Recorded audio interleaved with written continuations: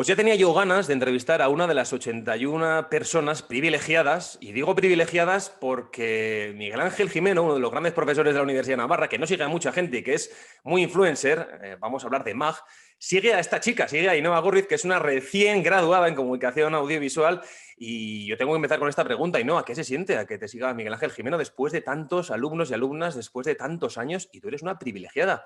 ¿Qué tal? Muy buenas, ¿cómo estás? Buenas, Amayur. Bueno, pues yo la verdad es que de aquel día, o sea, a ver, no recuerdo exactamente cuándo fue, pero de repente cuando, ¿no? De un influencer que, claro, lo ves día a día, que te lo cruzas por la facultad, de repente te pone, Mag, te sigue. Entonces, Tiene que dar como, un patatús. Bueno, que lo decimos en coña, ¿eh? Que además le queremos claro, mucho, grandísimo profesor, y además, oye, que en redes sociales, especialmente en Twitter, es muy activo y la verdad que iba a decir yo que instruye o que la palabra adoctrinar no está bien porque suena muy peyorativa, pero sí instruye muy bien y sí que, digamos, que aboga por ese buen periodismo. Y fíjate tú por dónde yo quería enlazar esa introducción de Miguel Ángel Jimeno de MAG contigo, porque él dice que aboga por ese buen periodismo, la buena prensa, que es ese antiguo blog o blog que tenía o que tiene.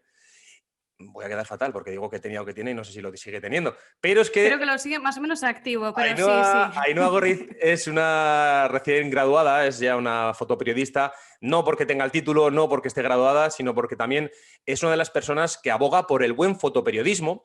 Tiene un canal, tiene un podcast, tiene, en fin, una plataforma donde con otro compañero habla sobre el buen periodismo, sobre el buen fotoperiodismo y siempre rompe una lanza en favor de esta, digamos, gremio que está dentro de la comunicación, pero que quizás está no tan popularizado, no tan, digamos que no tiene tanto mainstream como puede ser el famoso Plumi, el periodista.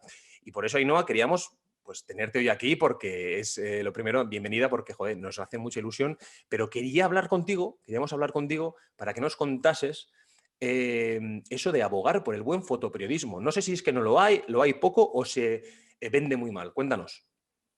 Bueno, yo, a ver, cuando digo que lucho por el buen fotoperiodismo, o sea, yo lo que creo es, bueno, que uno tiene dos caminos, o hacerlo bien o hacerlo mal. Entonces, cuando uno mira las consecuencias y dice, si lo hago bien voy a tener consecuencias positivas y haciéndolo mal tengo consecuencias negativas, sin duda escojo el buen camino, ¿no?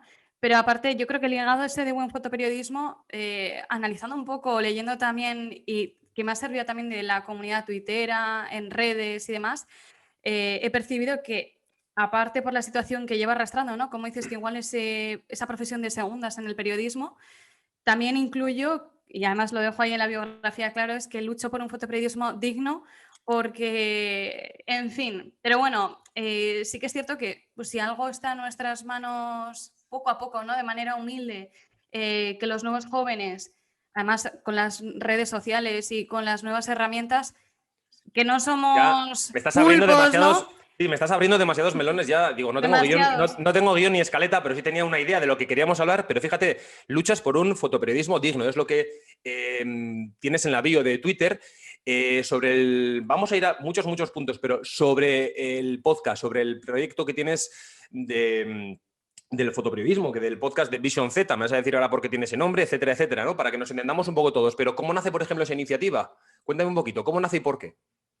Pues, a ver, surge en la distancia porque yo a este compañero, por lo que te digo, ¿no? En la comunidad tuitera, o sea, en Twitter sobre todo yo he descubierto que hay muy buenos compañeros y que tienen palabras bonitas, ¿no? Que no solo por halago, sino palabras constructivas. Y conocí a este compañero que él es, bueno, es argentino, pero está viviendo en Valencia y ahora en Barcelona.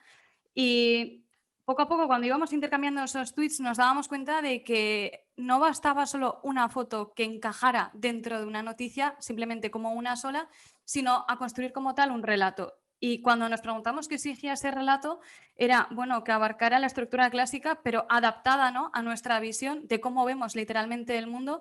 Y yo creo que el fotoperiodismo tiene de eso. Obviamente hay temas que son más bonitos, otros peores, o que es la realidad misma, o sea que tampoco me quiero quedar con lo bonito ni tampoco solo con lo feo, pero nos dimos cuenta de que eso, de que faltaba un relato completo y además, jolín, ahora más fácil que nunca en la era digital y entonces de ahí viene también el nombre de Visión Z porque es, bueno, es nuestra visión sobre cómo vemos el mundo, cómo lo plasmamos o lo intentamos captar, pero aparte, para no solo dejar el discurso visual, que obviamente era lo que manifestábamos, sino también con un podcast dejar, no voy a decir por escrito, pero sí que dejar por hablado aquello por lo que sí creíamos que había valores que nos caracterizaba la visión Z. Entonces, de ahí es como nace y bueno, poco a poco pues vamos sacando episodios con una temática en concreto que nos hagan reflexionar, que a veces ni siquiera nosotros estamos de acuerdo o no coincidimos, pero precisamente por eso también yo creo que es enriquecedor que haya contraste. Oye, para quienes estén escuchando, 22 años tiene Ainhoa, parece que igual pueda tener más años por cómo lo habla, por cómo habla bien, por cómo lo cuenta, por cómo lo narra, por sobre todo, Ainhoa, tienes una experiencia ya, un bagaje y un kilometraje atrás bastante impresionante para tus 22 años, porque además eso, estás a puntito ya de graduarte. Y bueno, yo el otro día comentaba con un compañero, mejor dicho, con una compañera, le comenté de ti, le hablé, fíjate, porque hay una chica que está ahí, pues me decía, le dije, mira, en Twitter está todo el día, pues digamos que un poco, es un poco como dando la chapa, pero en el buen sentido, ¿no? De siempre hablando de periodismo, hablando de fotoperiodismo, un nicho muy concreto, y te conocía, ¿no? Me decía, sí, hombre, sí, ya te hemos leído, ya que como tienes ya una notoriedad en redes sociales, y hablando de esas redes sociales, es a donde quiero ir, porque lo acabas de mencionar también, yo te decía un poco al inicio de la conversación esta, que es una charla, no entrevista. ¿Crees que el fotoperiodismo, y quizás no lo quiero decir de forma peyorativa, ¿no? Porque siempre tenemos que andar un poco con ese campo sobre minas para no ofender a nadie, para no intentar tampoco que no ofender ni pisar una mina y saltar por los aires en la conversación, ¿no? Pero a mí me da la sensación que desde el mundo del fotoperiodismo, de los compañeros de la prensa gráfica, el mundo del postureo, lo digo con cariño, el mundo de las redes sociales, está como mal visto. Es decir, creo que todo se induce a que se venda mal este gremio, que está bastante denostado, que está bastante mal pagado y que sobre todo está mal considerado por muchas empresas, por directores de comunicación, de grandes grupos empresariales. Y en este mundo yo creo que quizás Instagram o Twitter lo hemos aprovechado un poco más los periodistas de imagen o quizás quienes abogamos por ese texto un poco más, pues, más posado o más inmediato, ¿no? De las dos formas, porque las cabeceras al final te empujan a ello, ¿no? Este mundo de la inmediatez, pero quizás el fotoperiodismo no ha entrado todavía o no parece que haya entrado tanto en ese canal de lo que pueden ser las redes sociales. ¿Por qué es así y por qué ahora mismo, si es así que es mi percepción, ojo, si es así cámbiamela porque me puedo equivocar, pero por qué no está siendo quizás tan mainstream como puede ser el resto del mundo de la comunicación? A ver, yo lo primero que, bueno, y también por lo que he estado leyendo, es que nuestro país no arrastra una cultura visual desde hace décadas, antes de que viniera toda esta crisis de los medios de comunicación, la crisis del papel. Entonces, no hemos atendido al valor de la imagen, a ese relato, como si puede haber, por ejemplo, países como Francia, Italia o Reino Unido, ¿no? Que sí que tienen hasta más interiorizado el tema de lo artístico, lo visual, más cultura en ese sentido. De aquí, bueno, es que tradicionalmente cuando decía uno que hasta para coger una carrera de letras era como la vía fácil, ¿no? O el tonto, ¿no? A veces también se le A ver si apodaba. sabes dónde te estás metiendo, es la pregunta, porque estás recién graduada, pero no sé si sabes dónde te estás metiendo. Yo creo que sí, pero bueno, que continúo. Sé dónde me meto porque cuando, además yo, por lo que decías, ¿no? Que tenía un nicho concreto ya detectado, yo, o sea, antes de la carrera cogí el bachillerato de artes plásticas y me iba a meter en Bellas Artes, que no es muy esperanzador, pero sabía que estaba complicado. Aparte porque yo creo que ahí está muy claro en esas carreras que son más vocacionales o de talento, digamos, porque o lo vales o no lo vales, ¿no? Vale que luego puedas ir aprendiendo, pero es que en esos 2 años que tienes de formación. Ahí no, hablas de universidad, hablas de pasado, pero vamos a hablar un poco de futuro, de ese futuro próximo, que ya casi es este presente. ¿Qué planes tienes? Porque te vacilo yo mucho fuera de micro, te digo que tienes agenda de ministra, porque es muy complicado dar contigo, hija, es que es muy complicado tener una entrevista contigo. Pero esa agenda de ministra, ¿con qué planes tiene para ahora, para este corto medio plazo verano? Cuéntanos. Pues mira, como indicabas, bueno, ya estoy a punto de graduarme. Lo cierto es que, claro, como estamos, los dos lo compartimos, creo, en redes, o sea, en el sentido de que vamos con la inmediatez, vivimos en el día a día y bueno, sí que a principios, ¿no? de año empecé un poco a olisquear, ¿no? A ver por dónde, qué podía hacer, cómo iba la evolución de toda la pandemia, porque eso sí que lo sigues día a día.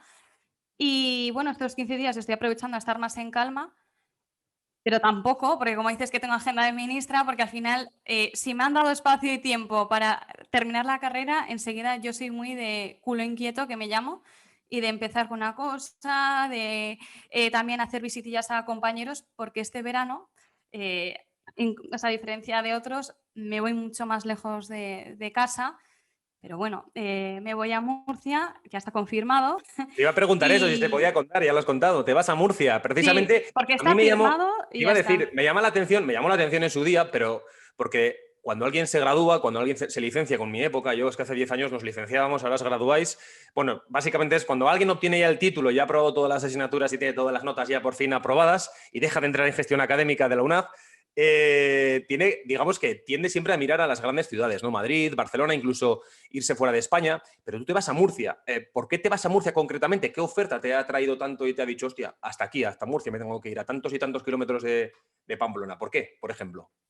Pues mira, cuando yo se lo contaba a colegas, me decían, Murcia, pero qué vas a ver allí, ¿no? Pero sí que es cierto que yo al principio, el primer año, me fui de Pamplona a Vitoria, era al lado de casa. De Vitoria dije, bueno, voy a probar en Bilbao, me iba a la centralita allí en el correo, y luego allá de ahí dije, a ver, está muy bien el norte, me lo conozco más que de sobra porque lo tenemos a tiro de piedra, pero es cierto que la luz de lo que yo puedo hacer de ese periodismo local que abogo mucho por él, porque me gusta y creo que puedes pisar mucha calle y puedes aprender mucho más y puedes ser más, en ese sentido, más libre. Dije, bueno, pues, joder, qué mejor que el sur, ¿no? Y me barajé el sur, me barajé lo que era Andalucía sobre todo y al final entre las opciones que iban saliendo, pues dije, jolín, mira, Murcia yo creo que tiene esa luz del sur, temáticas que, o sea, son de las que a mí me interesan sobre todo, como cultural, humanitaria, social. Y luego aparte que yo consideraba, viendo un poco también el impacto, ¿no?, que podía tener ese fotoperiodismo local a nivel internacional incluso.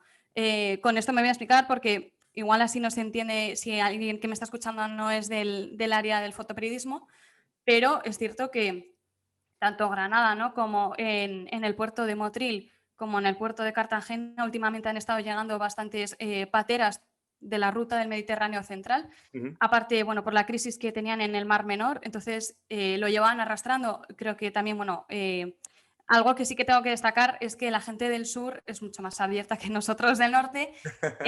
Tienen otra actitud, es más salero y entonces dije, bueno, pues creo que una zona que igual también pasa más desapercibida por otro tipo de asuntos, ¿no? Pero que en lo que es cultural, social, sí tiene y tiene mucha riqueza. Y fíjate, o sea, Murcia, perdón, se conoce por la huerta y creo que esas historias del campo, plasmar la realidad social que llevan, o sea, tradicionalmente, pues me parece que tiene un puntazo en ese sentido Murcia y yo creo que no me equivoco y si me equivoco me alegraré porque seguro que me va a aportar un Pero montón. ¿sabes lo que ocurre? Que yo recordaba una frase, bueno, recuerdo básicamente a diario a la hora de la toma de decisiones, muchas veces pues laborales, empresariales o que tienes que incluso pues para lo cotidiano, ¿no?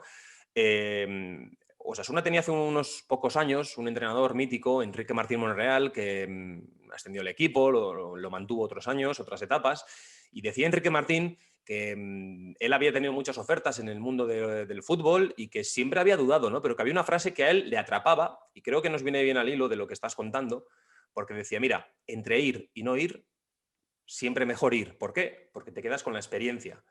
Y creo que cuando uno dice, bueno, he fracasado o me he equivocado o no me ha salido bien o no ha salido como esperaba, esa es una lectura, pero la otra lectura es el bagaje que tú recuperas, toda esa experiencia que tú atesoras para tenerla como algo propio. Es decir, dentro de la mochila, todos llevamos una mochila, yo creo, en este mundo de la comunicación, del periodismo, de la televisión, en fin, yo le llamo un poco del gremio, ¿no? Me gusta más llamarlo el gremio. Creo que todos tenemos una mochila llena de, a veces más vacía, más llena, pero que tenemos que ir introduciendo, cuando digo yo experiencias, pues son herramientas, ¿no? Herramientas, pues por ejemplo, este canal de YouTube, por ejemplo, tu podcast, el trabajo laboral, es decir, lo que te proporciona una nómina, lo que te da un prestigio, lo que te da una influencia o incluso lo que haces por hobby. Y creo que en este aspecto, cuando uno dice, no, me he equivocado, no tal, yo te puedo decir, yo tengo 33 años y he tomado decisiones, yo creo que muy malas en el mundo de la comunicación, a la hora de quedarme quizás más en tiempo en un sitio, o no haber cogido una oferta a tiempo, o haber pensado que algo era mejor, pero al final es la primera lectura que haces, ¿no? Pero cuando tú vas a esa reflexión interna, a la introspección que tú haces cuando te vas a la cama y estás durmiendo y dices, hostia, pero aquí lo que me tengo que quedar es con la experiencia. Es decir, por eso dudo mucho y conociéndote un poquito y escuchándote sobre todo y leyéndote y viendo cómo eres básicamente, al menos profesionalmente, que es un poco ese perfil que estamos tratando hoy, creo que vas a tardar muy poco en darte cuenta que no te has equivocado, sino que tendrás una experiencia diferente a otra, pero lo de equivocarse al final es un poco el hablarse interiormente como un poquito mal, ¿no? Pero dudo mucho que uno se equivoque. Hombre, es verdad, si te llama mañana, no sé, el New York Times y dices que no, pues porque te da miedo los aviones y es la oportunidad de tu vida, pues puede entenderse, ¿no? Pero creo que tienes dos opciones, Ainhoa. Yo además quería hilarlo con esto de la universidad, con salir del cascarón, salir del huevo, porque, mira, a nosotros nos pasó, en nuestra generación nos pasó hace 10 años, 9, 10 años, salimos con un mercado laboral horrible, estábamos en mitad de una crisis económica, pues imagínate la que nos ha tocado esta y nos ha tocado encima la del coronavirus, ¿no? Y seguimos, digamos, un poco en la pelea, en esa brecha, pero decíamos un poco, bueno, yo hacía la metáfora, si sales de la universidad y coges la autopista y en la autopista hay un atasco de cojones y tienes de repente 3.000 coches delante, pues coge una carretera nacional, coge una alternativa, coge una secundaria. ¿Por qué? Igual tardas un poco más, pero en ese kilometraje, en ese viaje, en ese peregrinaje que todos vamos a tener un poco de alguna forma que hacer, vas a tener historias que quizás en lo más convencional, en lo más mainstream, que es la autopista, la autovía, eso no te lo va a permitir. Entonces, dicha esta chapa, que viene un poco ya parece de Paulo Coelho, quiero decir, sales de la universidad ahora y el miedo que puedo tener yo, por ejemplo, ¿no? Yo tenía un poco ese miedo, ese trastorno de decir, hostia, ahora sale tanta gente, tantos se gradúan, tantos se licencian, tantos y tantas por toda España. Solo en la universidad nuestra, en la Universidad de Navarra, yo recuerdo que éramos unos 200, 300, no sé nada cómo estará en vuestro Sí, curso. similar, similar. ¿Da vértigo, da miedo o al contrario, o te motiva más porque la competencia puede hacerle a uno mejor o puede, no sé, de alguna forma picarte? A ver, yo lo primero, o sea, sí que considero, ¿no?, que hay un barranco o hay ese vértigo, porque obviamente, o sea, no nos habíamos enfrentado a una crisis sanitaria, a una crisis económica, ¿no?, en un dos en uno, que no lo quiero comparar ni mucho menos de cuando tú saliste, pero sí que es cierto que es un abismo y que de repente cambia un montón la realidad de la noche a la mañana. Y yo lo primero que te podría decir es, vale, igual sí, siento miedo o más que miedo, que a mí me corrigió Mag y me dijo, no sientes miedo, sino sientes respeto. Y entonces yo dije, pues bueno, es verdad. Pero también es cierto que por esas ciudades mainstream, ¿no?, grandes, que tenemos el sueño y esa pasión y se caracteriza por estos primeros años sobre todo de trayectoria o al menos de andadura, ¿no? Vamos a empezar a andar y luego ya veremos. De lo que sí que me he dado cuenta es de que, bueno, está todo muy jerarquizado, pasa en todas las, yo creo que en todo lo que es comunicación, tanto en redacción como en fotoperiodismo, como en tele o en producciones audiovisuales, empieza uno como meritorio, auxiliar, ayudante, tal, tal, tal, y hasta que va escalando, ¿no? Entonces yo decía, bueno, pero es que igual si iba a Madrid iba a estar para volcando imágenes, ¿no?, en lo que es en la web, pero que digo que no tenía ningún problema porque es algo que sí que aprendes, ¿no? No es lo Sí, que pero deseas. no es lo que te apetece. Efectivamente, y luego que aparte decía, jolín, a mí Madrid se me quedaba, digo, Madrid, o sea, sí tienes el sueño, lo tienes en el horizonte, pero no lo veo todavía y no creo que yo le haga justicia a irme a ese sitio. Ahora bien, sí que es cierto que con el tema de elegir ciudades, aparte de toda la precariedad dejándola de lado, ¿no? O sea, yo sí he venido a pasármelo bien, a disfrutar y tal del camino, lo que dure y como sea, digo, pasando lo que haya que pasar, me he dado cuenta de que al margen de todo eso tenía la suerte de poder elegir destino. O sea, quiero decir, te lo vas curtiendo, lo vas cultivando a los años, o sea, a lo largo de los años sí, pero en el sentido de que si yo podía elegir Vitoria y me decían que sí, decía Bilbao y me decían que sí, ahora estoy dispuesta a cruzarme el país de punta a punta casi y me dicen que sí, digo, estoy jugando a ser mini corresponsal en mi propio país. Entonces, o sea, yo me hacía friki y te haces friki y luego guardas muchísimo cariño a esas ciudades Totalmente. donde has estado, porque te las haces tuyas. Digo, yo he sido vitoriana, he sido bilbaína y ahora voy a ser murciana. Pues bueno, pues es un reto, pero Es una buena sobre mezcla, ¿eh? todo es la Es una buena gracia. mezcla. Sí, Oye, sí, bueno, al fíjate, final, fíjate que no, hablando, joder, yo echo mucho de menos los tiempos de la universidad, los tiempos buenos, los tiempos malos, yo los llamo a los de estudiar y a los exámenes. A mí no me gustaban nada los exámenes, no, lo sigo pensando, os digo que no aportan nada los exámenes. Yo creo que uno aprende más en el aula o en una charla con un profesor, que los hay muy buenos en nuestra facultad y muy buenos. Hablábamos de Miguel Ángel Jimeno, pues Alberto Naún, yo recuerdo también a Virgili, a Luis Guinea, a Paco Sancho, jo, que tú no has conocido a Paco Sancho, por desgracia, que en paz descanse. pues profesores que te insuflaban ese entusiasmo, que te metían en vena esa pasión, pues yo digo siempre el periodismo, ¿no? Pero también es verdad que la comunicación, yo lo he hablado con muchos compañeros, quizás es cierto, yo he echado mucho en falta, pero porque soy de otra generación un poco anterior, pero echaba en falta un poco más que quizás desde algunos aspectos a la televisión o al mundo del mundo audiovisual, valga la redundancia, no se le mirase tanto por encima del hombro. Desde el mundo de la atalaya del periodismo puro y duro, del contar historias, a parecer que no se podía hacer eso en la televisión. Y sí se pueden contar muy buenas historias en la televisión y está demostrado. También hay mucha basura, obviamente, pero como en todas partes, ¿no? Sobre todo con esa premisa de que esto lo puede hacer cualquiera. Y fíjate, enlazando esta frase de esto lo puede hacer cualquiera, lo hablaba también en el anterior programa de Gallina de Piel con compañeras, claro, fotoperiodista. Uno le viene a la cabeza ser cámara, ¿no? Cámara, compañero gráfico, cámara de foto, cámara de cine, cámara de tele, ¿no? Hablando así a grosso modo para que nos entienda un poco la gente que no está tan ligada a nuestro sector. Pero tengo la sensación, Ainhoa, creo que hemos hablado tú y yo esto alguna vez por WhatsApp o por otras conversaciones, ¿no tienes la sensación de que quizás se está, yo lo digo, devaluando, se está pervirtiendo, se está adulterando bastante el gremio, por ejemplo, cuando a nosotros nos pasa, ¿no? Los plumis. Plumis digo para que nos entienda la gente también, a Sí, los los redactores, a plumillas. los periodistas, los plumis somos nosotros. A los cámaras, y yo lo estoy viendo, por ejemplo, el hecho de que valga cualquier cosa. Oye, esto lo puede hacer cualquiera, una foto mal hecha, un desenfoque, entra con luz, un contra, un lo que sea, ¿no? Y muchos redactores ni siquiera van acompañados ya de un cámara profesional. Y encima lo que les hacen es, pues con perdón de la expresión, una mierda de producto. Esto, aparte que está muy mal pagado o ni siquiera está pagado muchas veces, es a lo que nos vamos a enfrentar, a este no miedo, pero sí respeto de lo que es la batalla. Pero entiendo que habrás pensado en esta idea. Cuando tú ves esto, y lo irás viendo en muchas experiencias, donde te toque cubrir ruedas de prensa, o tendrás que ir o ya lo has hecho, de hecho, has ido a los partidos que has hecho con el básquet, has estado en Vitoria, en el Correo, en fin. Cuando te toca ir a este tipo de situaciones, tienes que saber muy bien, yo creo que discernir y partir la realidad en dos y decir, bueno, una cosa es lo que a mí me encantaría decirle ahora mismo al compañero, decir, oye, tío, eso no vale para nada porque hay que tener un poquito de respeto a la profesión, pero por otra parte tienes que morderte la lengua y decir, bueno, tiro para adelante y ya tendré mi oportunidad. ¿Cómo enfocas este momento? A ver, yo creo que, fíjate, yo te lo apunto sobre todo en el sentido de que soy de audiovisual, no soy el prototipo de audiovisual. Sí que también es cierto que hay cosas que en la facultad llega hasta donde llega. Hay aprendizaje de calle que solo lo aprendes en calle y que muchas veces desearíamos hacer mucho más, ¿no? Hay una especie como en una bolsa, ¿no? Metidas muchas, el tema de la prisa, la precariedad, todo lo que supone, Instantáneo. o la última hora, o cambiar una página, volver a meter otra, o en busca de una noticia y tal. Entonces, son factores, yo no sé a cuánto le daría de porcentaje a cada uno de importancia o de, ¿no? de lo que al final condiciona.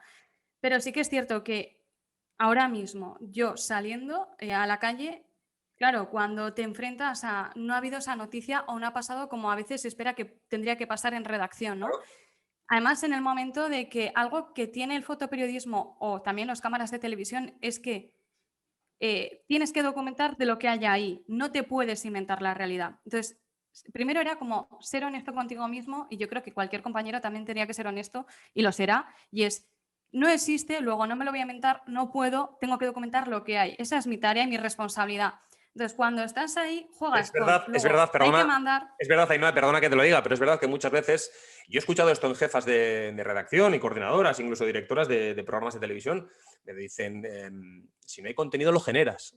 Claro, tú a partir de aquí, esta frase, tú dices, hostia, te lo inventas, lo provocas, lo generas, lo creas, pero si no hay tu tía, no hay tu tía. Y es un poco a lo que nos enfrentamos muchas veces, a ese vacío, ¿no? de contenido que tienes que traer, porque por eso te pagan muchas veces. Claro, vacío de contenido o que no es lo que esperabas, pero igual hay otra cosa diferente. Dices, mira, no ha pasado esto, pero sí ha pasado esto. O incluso cuando no había y de repente vas por la calle y te encuentras una noticia o algo, ¿no? Que tengas que crees que merece ser como noticia y lo incluyes. Es un reto y fíjate que no lo digo tampoco solo por mi caso, pero cuando eres becario y estás en la calle, tienes que andar con el radar súper bien conectado con todo. Y es como yo lo siento más que, la primera responsabilidad sería hacer la noticia, pero la doble responsabilidad es, y de lo que yo fui consciente en estos meses, casi año ya, pero fue si yo no hago la noticia, O si yo no me atrevo a, ¿no? a generar ese contenido o a salir a la calle en busca de, no era que solo se me quedara a mí como un bloqueo, sino que yo cortaba la cadena y decía, si no hago esto, no llega al periódico. Pero si no llega al periódico, la liada es que no llega al periódico que está dentro de un grupo, que está dentro de una, o sea, una red.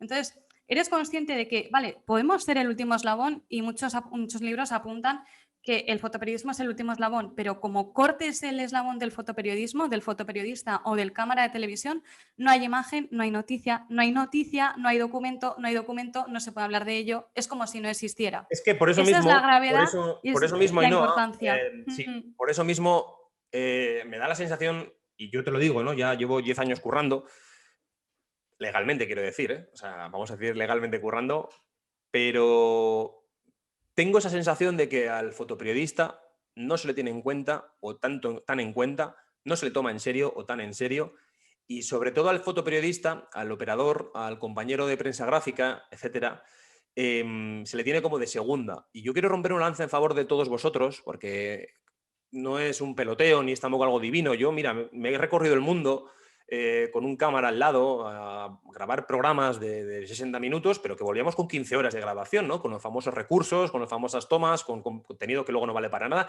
Y al hilo de lo que tú decías, ¿no?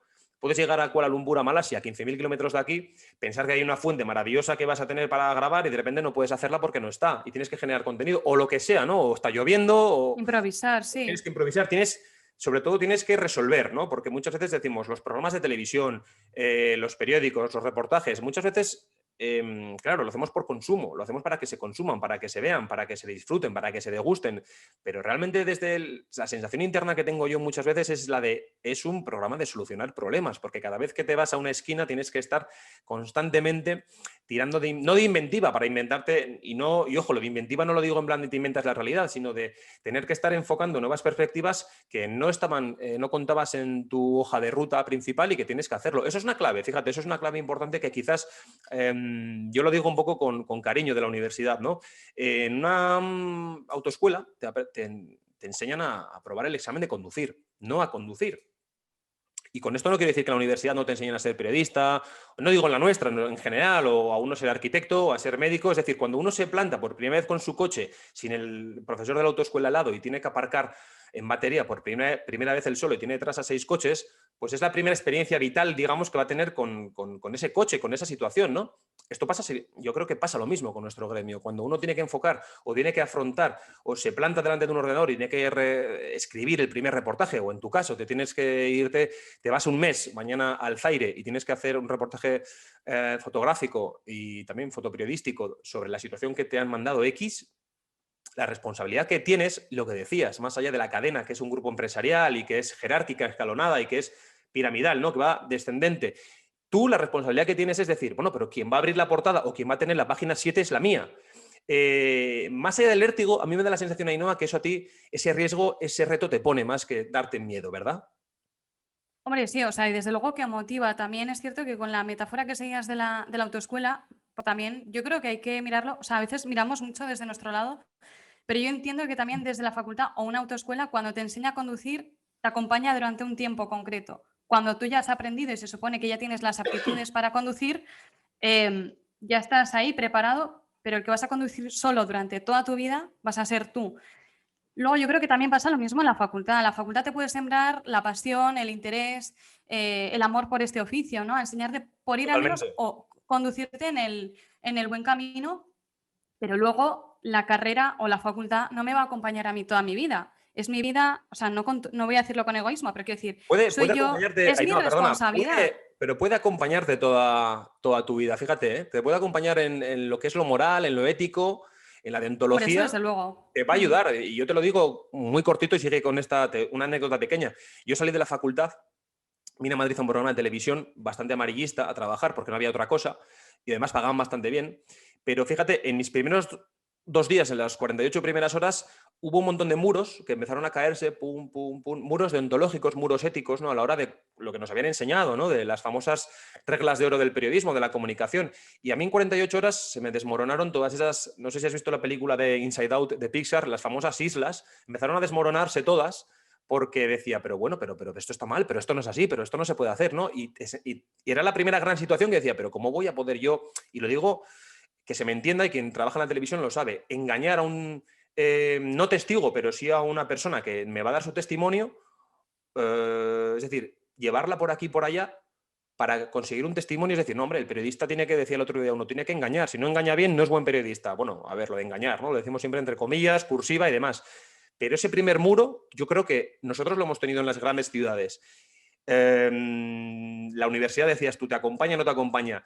Yo creo que ese mensaje de la Universidad de Navarra, nuestro, y porque es la única que hemos tenido ahora mismo, esa universidad, no hemos hecho periodismo en más, pero creo que ese mensaje te cala. Y si has estado tiempo allí, te cala. Y creo que te va a acompañar. Dices tú, igual pasan 10, 20, 30 años y tú fíjate, hace poco, por desgracia, hemos conocido lo de el David asesinato de Beriain. David Beriain, ¿no? Y el hombre, cada vez que venía a la universidad, yo creo que parecía que se había licenciado el día antes. ¿Por qué? Porque tenía unos principios básicos, éticos, morales, periodísticos, deontológicos, pues que eran insobornables. Y el tío lo llevaba a cabo hasta el último momento que estuvo ahí bueno, pues en África, fíjate, ¿no? Y en otros tantos lugares inhóspitos que ha estado haciendo un gran contenido, un gran periodismo, y no.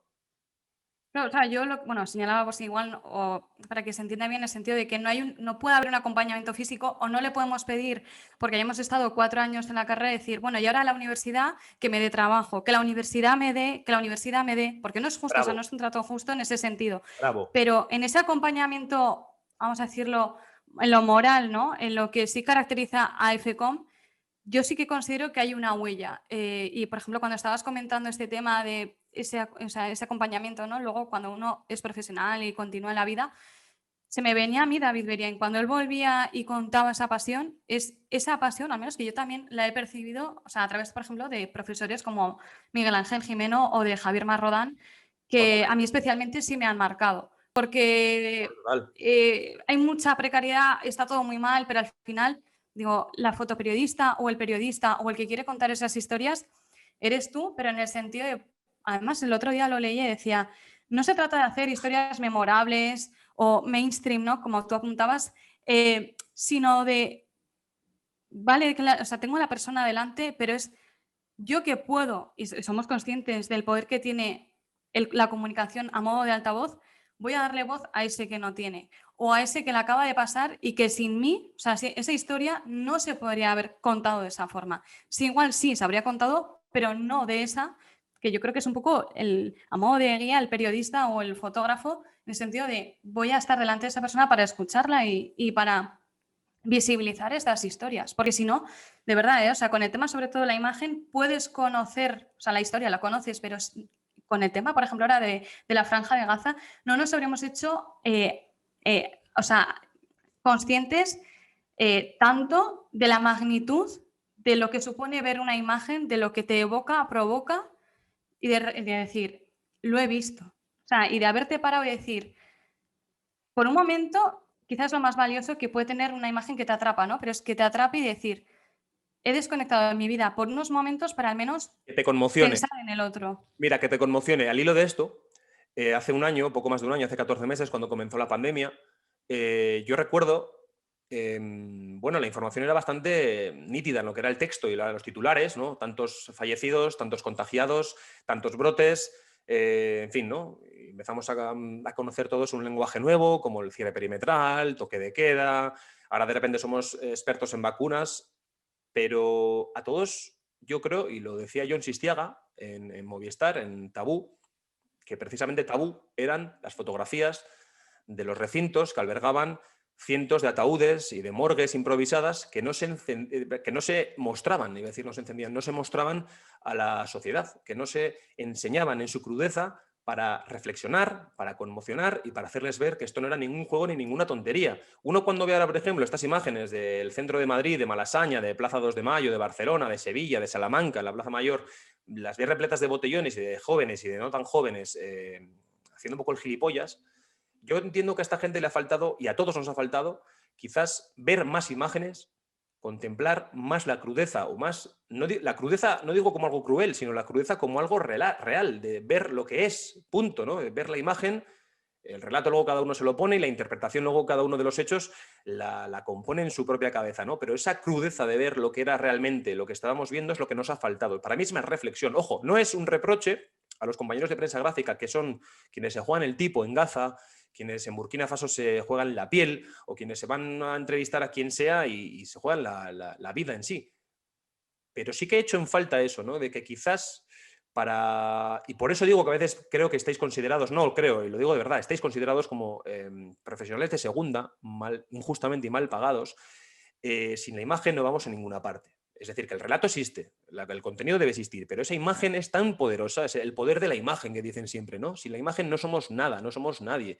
Y lo digo en el sentido ya de que esto evoluciona en un 2021 que va a más y que vamos a tener ahora mismo soportes, canales, herramientas audiovisuales que nos van a ir a todos de alguna forma pues ya contagiando. Y fíjate tú, ¿no? Tienes un podcast siendo una fotoperiodista. No tiene nada que ver, pero lo hace simplemente por tener que lanzar ese mensaje y llevarlo un poco más allá. Y hoy en día cualquiera puede hacer, y lo digo, un canal más o menos con cierta tecnología y ciertas limitaciones, pero puede enrocar y puede generar y puede lanzar un mensaje. Creo, y no, que nos ha faltado un poco de pedagogía con la imagen. Creo que se tiende mucho al amarillismo, al morbo, pero creo que es una batalla que vais a tener que librar y pelearla de por vida. La de que la imagen esté más considerada, pero mejor considerada, más y mejor considerada. No sé si compartes esta reflexión. Sí, o sea, es un poco lo que apuntaba al inicio, que es que, primero, llevamos arrastrando una poca cultura visual. Tampoco podemos, en cuestión de 14 meses, realmente educar a la ciudadanía en el valor de la imagen. Se ha hecho mucho a través de conferencias, videoconferencias, para intentar inculcar, ¿no?, en el poder, lo que tiene el valor de la imagen, que si no se ve es como si no existiera. Pero claro, los profesionales podemos llegar hasta donde podemos. Si al final yo hago la imagen, hago real, hago visible la historia, llego, el segundo paso sería invitar a la reflexión. Pero si hay un lector pasivo que tampoco se cuestiona y tampoco quiere hacerse suya la historia, ni tampoco la quiere hacer suya dentro de su propia vida, yo a ella no puedo entrar. Por mucho que esté insistiendo o incluso de manera amable pidiendo que haya una reconsideración hacia la imagen, si el otro no tiene una actitud o no le atrapó en el interés, por ello, yo puedo llegar hasta donde puedo llegar. O sea, yo tengo una herramienta y tengo una cámara en mis manos. No tengo el poder de, venga, piensa, reflexiona, porque esto es importante. Pero tienes un canal de YouTube o tienes un podcast tengo un en el canal, cual ahí y ahora tienes un melón en el que abrir y tienes también una forma de pedagogía, no de instrucción, sí, es de una pedagogía. adoctrinamiento, pero tienes una forma lo que digo siempre, falta pedagogía, falta comprensión, pero porque quizás no se han explicado bien las cosas. Y creo que nosotros, los periodistas, los comunicadores, los profesionales de este gremio, tenemos, para mí, el deber, la obligación, si queremos ser un buen profesional, no voy a ir por el rollo Kapuczynski, pero si quieres realmente que nuestro gremio sea más respetado, hacer pedagogía desde las entrañas, desde el corazón de la propia profesión, es importante. Por eso, a mí me da igual cuando me dicen, no, es que aquí te ven 400, 500, 100, 90 personas, me da igual, o 5.000, me da igual, pero si podemos lograr, porque quiero acabar ya la conversación y la charla, que es maravillosa, pero tenemos que ir acabando. Tú te acabas de licenciar o te acabas de graduar, acabas la universidad ya mismo, ¿no? Este tipo de charlas yo siempre las quiero cerrar con vosotros y con vosotras para preguntaros, oye, al alumno o alumna que va a entrar ahora en la facultad, porque la que sale en este momento eres tú, pero ya creo que tienes bastante ya claro lo que hay, lo que viene y lo que sobre todo has hecho, pero al que entra ahora, cuando nos escuche, cuando nos pueda estar escuchando, si es que lo está haciendo, ¿qué le dirías? ¿Qué le prometerías? ¿Qué le dirías? Oye, cuidado con esto, o por aquí, o esto, o lo otro. Es decir, a esa personita ahora que va a entrar con 18 años a una facultad y que está con esa ilusión tremenda, que es cuando cruzas esas puertas de la Facultad de Comunicación de la Universidad de Navarra y entras y ¡ay! Te alucina todo, ¿no? Ese Como maravilloso, blanco, el hormigón, ese todo. maravilloso hormigón, es el hormigón más bonito del mundo, porque tú entras y lo ves y dices, wow, ¿dónde estoy, no? ¿Qué le dirías a esa persona? Pues mira, es un poco siguiendo, o sea, sí que era la segunda parte del tema de que, o sea, yo soy consciente de que no tengo la experiencia como una persona de 50 años, con todo el respeto, lo sé, pero sí que hay algo que apuntamos y que podemos señalar, es que ahora que es más fácil que nunca, que tenemos las redes sociales, como decías, ¿no? Yo creé un podcast de la mano de un compañero que nos habíamos conocido a través de Twitter. Twitter considero que es una red social, o sea, de crecimiento orgánico puramente, porque al final no necesitas tanto algoritmo que nos pueden estar condicionando, ¿no?, a la hora de hacer llegar el contenido. Si yo algo tengo claro de haber cogido la línea de voy a publicar, voy a compartir, lo que a mí me ha ayudado, voy a ayudar a otros, digo, pues además es que lo único que tienes que invertir son ganas y tiempo. Pero yo creo que eso es el camino, tanto si eres estudiante de comunicación como luego más adelante. Quiero decir, no vas a abandonar, puedes tener tu lado profesional, ¿no?, que es lo que apuntabas, pero luego puedes tener tu hobby, que te lo pueden ver 50, 100, 20 personas, pero es lo que a ti te llena y al final una cosa se va metiendo en la otra, ¿no? Entonces, o sea, si tuviera que aconsejar a alguien es, bueno, de nada sirve que te Bueno, abras un más que un LinkedIn. consejo, es decir, más que un consejo, a veces suena un poco, y a mí me pasa un poco con este canal, ¿no? Suena a abuelo cebolleta, lo de consejo, o bueno, sí, porque tienes una experiencia ya de 4 años en la facultad, pero por no llamarlo consejo sin que parezca que somos aquí los reyes de nada, pero ¿qué le dirías en el sentido ese, ¿no? De apunta 4, no sé, O al menos compartir, o ve sea, a no sé clase, si igual no consejo, lo ¿no? sé. Compartir. Digo, al menos yo lo que a Sí, mí me ha compartir, exacto. servido, sí, de compañero a compañero o de compañera a compañera, es que de nada sirve, como te decía, abrirte un LinkedIn o un Twitter al mes de acabar la carrera o justo al acabar, o sea, o casi para acabar, porque digo, bueno, es muy importante la huella digital y sabiendo que todo es tan fácil y de poder comprobar en la red, si tienes algo, cuéntalo, compártelo, pero con un sentido, ¿no? Porque al final un postureo, pues todo lo que sube baja y dices, pues algo puntual queda, pero si al menos también, si crees en unos valores y crees durante tiempo y lo vas cultivando, yo creo que es lo más bonito en el sentido de, porque al final puedes haber ese día hecho una peor o mala foto, pero si al menos al que tenías delante y la has fotografiado y se ha quedado con gracias por haberlo inmortalizado, gracias por haberlo compartido, creo que ahí es la mayor justicia que podemos hacer a la realidad de las personas y es lo que tenemos que hacer, es nuestro oficio. Entonces, si luego funciona más o menos, o sea, o mejor o peor en el camino, ¿no?, en las oportunidades profesionales, da igual como sea, pero si en el camino siempre has estado marcando por unos valores, yo creo que eso es al final lo que queda, porque al final que hayas hecho, como te decía, puntualmente una mala foto, una buena foto, pues bueno, se queda la anécdota, pero en lo que queda a modo de pozo son esos valores y quizá es como decías también con lo de Kapuczynski, ¿no?, que para ser un buen periodista o comunicador hay que ser buena persona. Pues bueno, al final Bueno, si yo recuerdo a me hubiera alguien, gustado, también digo siempre, lo digo en coña, ¿no? Pero me hubiera gustado ver a Kapuczynski en el siglo XXI trabajando ahí a en ver qué dirá, y estos que dicen que... esta vorágine de la cultura de la imagen y las redes sociales, lo instantáneo, lo inmediato, el consumo este ya en seguidísima de todos los contenidos y que todo caduca mucho más rápido que antes. La última y acabamos. Hmm. Entiendo que sí vas a echar de menos la universidad porque es un periodo maravilloso, son 4 años increíbles, pero voy más allá. ¿Qué es lo que más vas a echar de menos y lo que más vas a echar en falta y lo que no? A ver, lo que más quizá, pero que lo voy a tener siempre, es el haber conocido a las personas. O sea, y suena como muy, muy grande, ¿no? Pero de haber conocido y que aprecien que sí crees en algo y no solo que creas, porque las ideas se esfuman, pero que lo hayas plasmado y que ellos te lo hayan hecho saber y recibir esos mensajes bonitos, o sea, en el sentido de, jolín, de que están apreciando, aunque seas una hormiguita, a mí eso es lo que más, o sea, lo que más me ha gustado de la carrera y creo que también lo que más voy a echar de menos. Y si lo voy a echar de menos es por algo, claro, obviamente bueno, pero sé que, como te decía, que es que al final pueden estar, porque han estado más a modo de maestro, aprendiz, ¿no? Pero es que como es algo de vocación, quiero decir, no sé cómo explicarlo, ¿eh? No, Pero no, es vocacional, como es vas a vocacional. Yo sentir creo que es, siempre, sí, es lo que estás diciendo, es lo que estás diciendo. Yo creo, yo te estoy entendiendo perfectamente. Es vocacional, es decir, y me he acordado de la frase que has dicho antes, ¿no? Igual muchos compañeros y compañeras, que creo que es un patrón que se repite año tras año, generación tras generación, y en las promociones, ¿no?, sucesivas que hemos podido comprobar. Hay mucha gente que espera que por haber estudiado en esta universidad o en alguna otra, tiene el trabajo asegurado, le van a llamar a casa o va a tener, lo tiene ya hecho o bueno, ya está, ¿no? Básicamente, ¿no? Y claro, si no tienes vocación, si no le pones ganas, si no tienes ese entusiasmo, si no le echas un poquito de pimienta al tema, pues está complicado, está complicado. Y sabemos que es una profesión un poco de riesgo porque no hay una estabilidad, porque puedes estar trabajando 10 años y de repente muy bien y otros 10 que no. O puedes estar 30 años y te echan a los 30 años porque se acaba, porque no vales, porque no lo has hecho bien, por lo que sea, y te comes esos mocos. Y esto es así. Yo hablo a veces así de crudo en este canal porque quiero intentar hacer un poco de contramanual de lo que es el gremio, ¿no?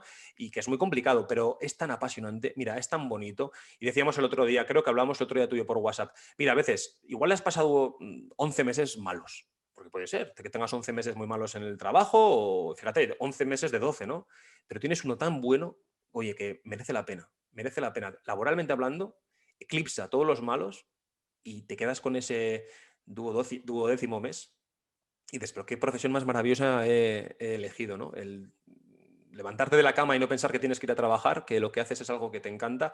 Suena muy yuppie y suena muy guay, pero a veces pasa. Ese momento cuando ocurre es mágico y cuando ocurre es la hostia, y te lo digo de verdad, porque ocurre, porque muchas veces hay que tragar mierda, hay que pasar por aros que quizás, pues, bueno, ya te digo, que muchas veces hay muros, hay cosas que te tienes que tragar contra tu propia voluntad, porque entiendes que quizás para progresar o para ir hacia adelante, pues eso tiene que ocurrir.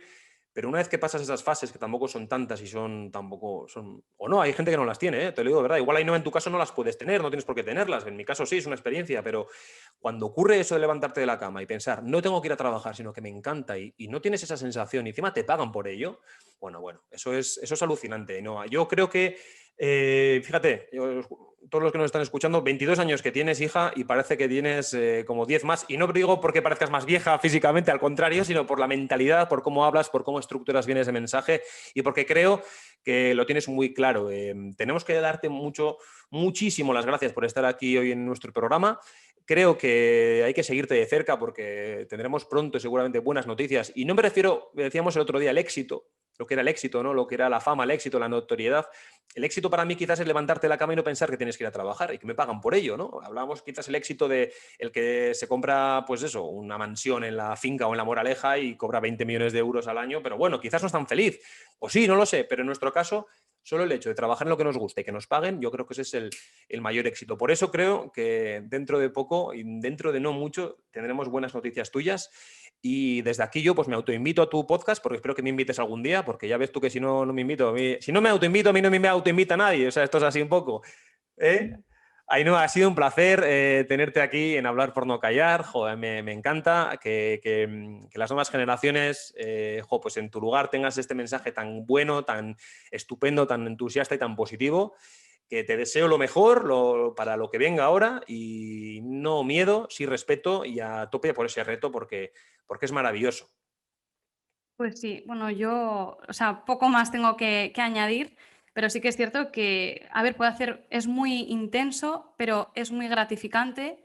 Y yo eso sí que me gustaría señalar que ahora que vemos en las redes sociales todos los compañeros de las nuevas generaciones, ha sonado muy nuevas generaciones como si fuera del PP o del PSOE, pero de verdad, o sea, las nuevas generaciones y todos los que estemos ahora aquí reunidos, eso es lo bonito que tiene al menos de acercarte a historias y a personas y que eso, a la vez que se vive, o sea, se vive muy intenso, es muy gratificante y yo lo que sí que tengo que agradecer es realmente a todos los que formamos parte de esta red y que vamos, que le animo a cualquiera que si cree en el oficio y tiene fe y tiene ganas, es que no se necesita más porque es lo importante antes que haber hecho una historia memorable o para ponerla ahí puesta, ¿no?, en la pared. Así que la verdad es que yo te agradezco muchísimo porque sí creo en este periodismo honesto, en esta comunicación honesta y que bueno, que cualquier día eres invitado al podcast. Ahora tenemos que ir haciendo trasvase.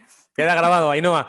Ainhoa Gorriz, un Grabado. placer. Gracias por haber estado aquí hoy en este programa. Que te vaya muy bien y nos tenemos que ver un día y con un café quizás y sin cámaras, pues igual rajar un poquito más. Así que nada, Pues chao, sí. que vaya genial, que Bueno, lo mereces. gracias. Bueno, adiós.